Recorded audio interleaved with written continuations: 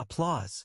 Thank you very much, Vice President Vance Speaker, Johnson Senator, Tate Chief Justice, Roberts Justices of the United States Supreme Court, President Clinton, President Bush, President Obama, President Biden, Vice President Harris, and my fellow citizens. The golden age of America begins right now. From this day forward, our country will flourish and be respected again all over the world. We will be the envy of every nation, and we will not allow ourselves to be taken advantage of any longer. During every single day of the Trump administration, I will very simply put America first. Our sovereignty will be reclaimed.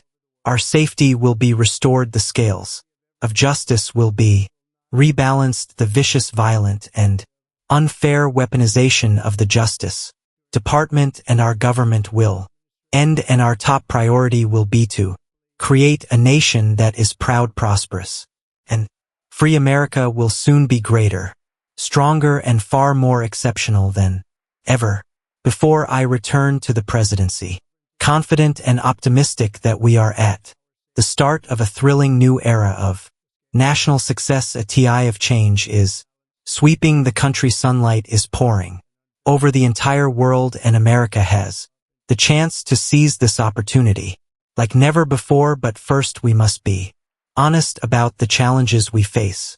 While they are plentiful, they will be annihilated by this great momentum that the world is now witnessing in the United States of America. As we gather today, our government confronts a crisis of trust. For many years, a radical and corrupt establishment has extracted power and wealth from our citizens while the pillars of our society lay broken and seemingly incomplete disrepair. We now have a government that cannot manage even a simple crisis at home, while at the same time stumbling into a continuing catalog of catastrophic events abroad. It fails to protect our magnificent law-abiding American citizens, but provides sanctuary and protection for dangerous criminals, many from prisons and mental institutions that have illegally entered our country from all over the world. We have a government that has given unlimited funding to the defense of foreign borders, but refuses to defend American borders, or more importantly, its own people. Our country can no longer deliver basic services in times of emergency, as recently shown by the wonderful people of North Carolina been treated so badly, and other states who are still suffering from a hurricane that took place many months ago, or more recently, Los Angeles, where we are watching fires still tragically burn from weeks ago, without even a token of defense there, raging through the houses and communities, even affecting some of the wealthiest and most powerful individuals in our country, some of whom are sitting here right now. They don't have a home any longer. That's interesting, but we can't let this happen.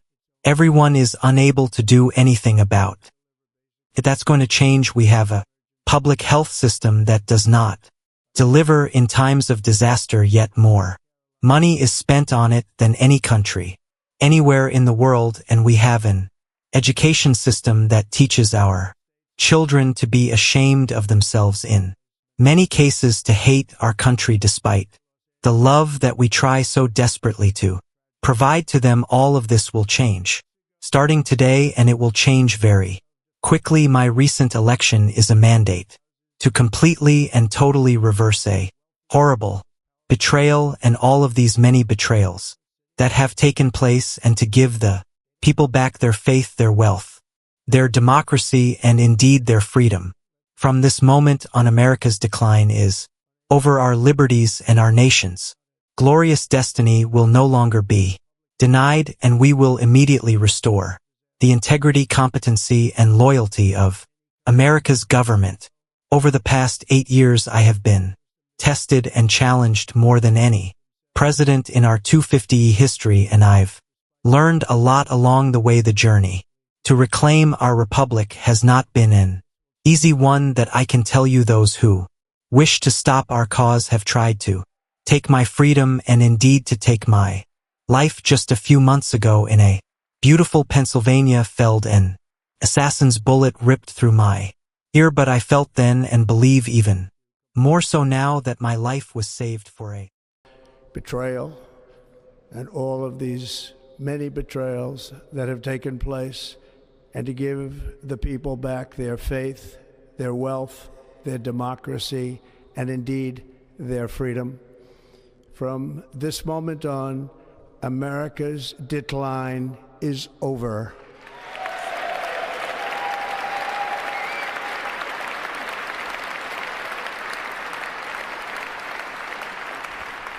Our liberties and our nation's glorious destiny will no longer be denied, and we will immediately restore the integrity, competency, and loyalty of America's government. Over the past 8 years, I have been tested and challenged more than any president in our 250-year history, and I've learned a lot along the way. Our society, young and old men and women, African Americans, Hispanic Americans, Asian Americans, urban, suburban, rural, and very importantly, we had a powerful win. In all 7 swing states and the popular vote, we won by millions of people to the Black and Hispanic communities. I want to thank you for the tremendous outpouring of love and trust that you have shown me with your vote. We set records and I will not forget it. I've heard your voices in the campaign, and I look forward to working with you in the years to come. Today is Martin Luther King Day. In his honor, this will be a great honor, but in his honor we will strive together to make his dream a reality. We will make his dream come true. Thank you. National unity is now returning to America, and confidence and pride is soaring like never before in everything we do. My administration will be inspired by a strong pursuit of excellence and unrelenting success. We will not forget our country, we will not forget our Constitution, and we will not forget our God. Can't do that. Today I will sign a series of historic executive orders. With these actions we will begin the complete restoration of America and the revolution of common sense. It's all about common sense. First, I will declare a national emergency at our southern border. All illegal entry will immediately be halted, and we will begin the process of returning millions and millions of criminal aliens back to the places from which they came. We will reinstate my remain in Mexico policy. I will end the practice of catch and release, and I will send troops to the southern border to repel the disastrous invasion of our country. Under the orders I signed today, we will also be designating the cartels as foreign terrorist organizations, and by invoking the Alien Enemies Act of 1798, I will direct our government to use the full and immense power of federal and state law enforcement to eliminate the presence of all foreign gangs and criminal networks bringing devastating crime to us soil, including our cities and inner cities. As Commander-in-Chief, I have no higher responsibility than to defend our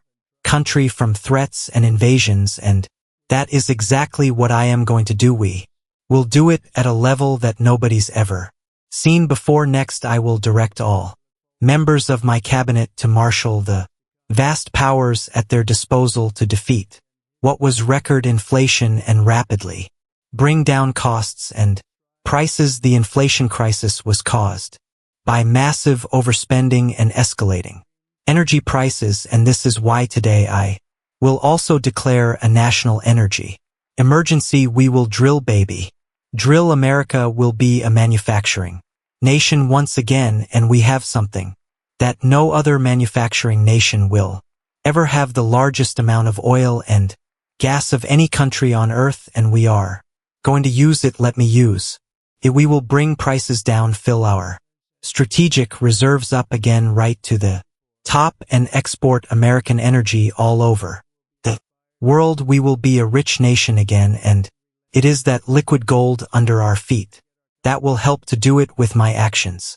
Today we will end the Green New Deal and we will revoke the electric vehicle mandate, saving our auto industry and keeping my sacred pledge to our great American auto workers. In other words, you'll be able to buy the car of your choice. We will build automobiles in America again at a rate that nobody could have dreamt possible just a few years ago. And thank you to the UT workers of our nation for your inspiring vote of confidence. We did tremendously.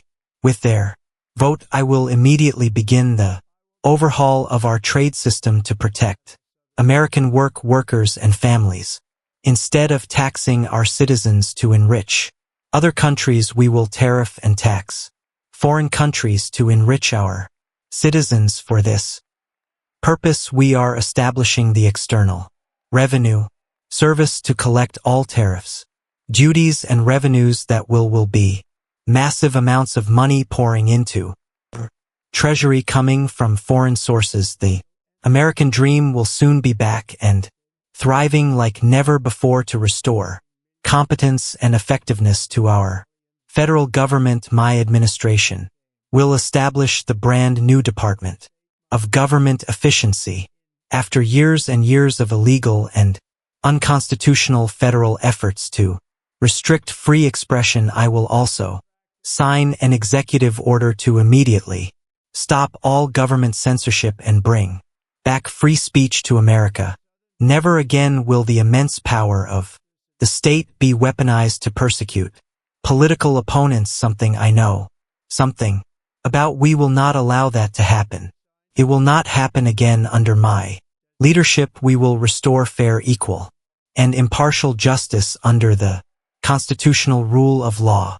And we are going to bring law and order back to our cities. This week, I will also end the government policy of trying to socially engineer race and gender into every aspect of public and private life.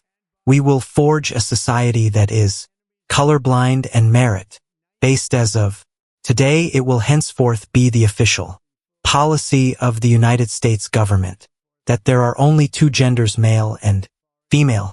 This week, I will reinstate any service members who were unjustly expelled from our military for objecting to the COVID vaccine mandate with full back pay. And I will sign an order to stop our warriors from being subjected to radical political theories and social experiments while on duty. It's going to, and immediately our armed forces will be free to focus on their sole mission, defeating America's enemies. Like in 2017, we will again build the strongest military the world has ever seen. We will measure our success not only by the battles we win, but also by the wars that we end, and perhaps most importantly, the wars we never get into. My proudest legacy will be that of a peacemaker and unifier. That's what I want to be, a peacemaker and a unifier. I'm pleased to say that as of yesterday, one day before I assumed office, the hostages in the Middle East are coming back home to their families. Thank you. America will reclaim its rightful place as the greatest, most powerful, most respected nation on earth, inspiring the awe and admiration of the entire world. A short time from now, we are going to be changing the name of the Gulf of Mexico to the Gulf of America, and we will restore the name of a great President, William McKinley, to Mount McKinley, where it should be and where it belongs. President McKinley made a use it. Let me use it. We will bring prices down, fill our strategic reserves up again, right to the top, and export American energy all over the world. We will be a rich nation again, and it is that liquid gold under our feet that will help to do it. With my actions today, we will end the Green New Deal, and we will revoke the electric vehicle mandate, saving our auto industry and keeping my sacred pledge to our great American auto workers.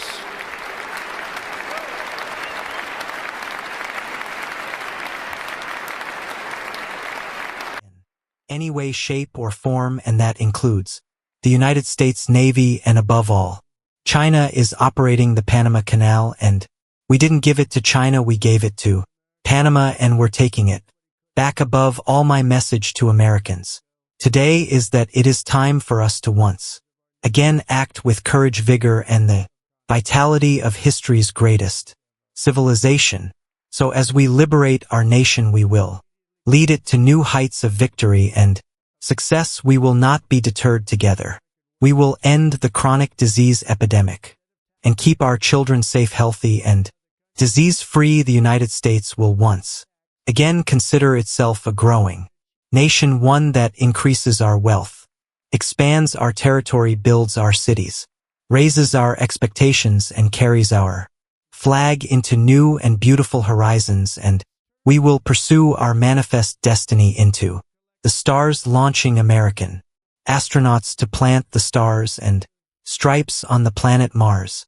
Ambition is the lifeblood of a great nation, and right now our nation is more ambitious than any other. There's no nation like our nation. Americans are explorers, builders, innovators, entrepreneurs, and pioneers. The spirit of the frontier is written into our hearts. The call of the next great adventure resounds from within our souls. Our American ancestors turned a small group of colonies on the edge of a vast continent into a mighty republic of the most extraordinary citizens on earth.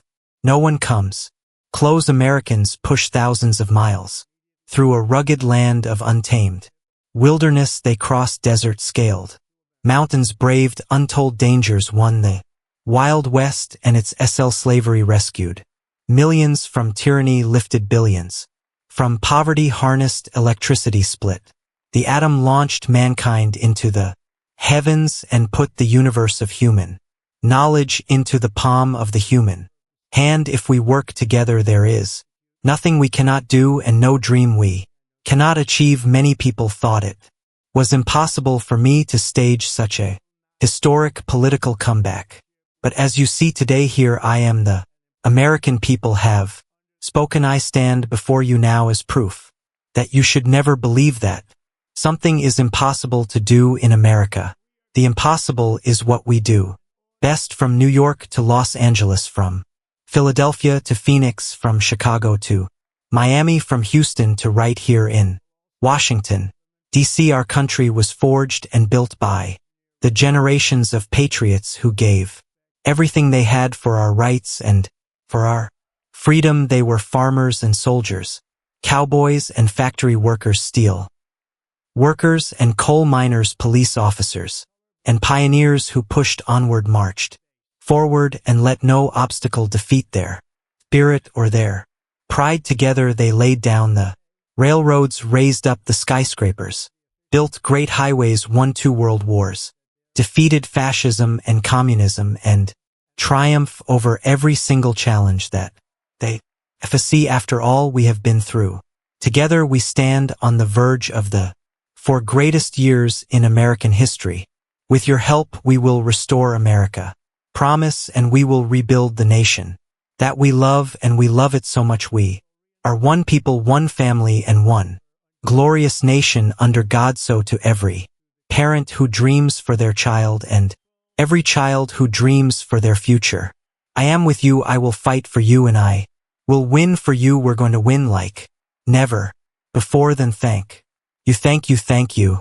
In recent years, our nation has suffered greatly, but we are going to bring it back and make it great again, greater than ever before. We will be a nation like no other, full of compassion, courage, and exceptionalism. Our power will stop all wars and bring a new spirit of unity to a world that has been angry, violent, and totally unpredictable. America will be respected again and admired again, including by people of religion, faith, and goodwill.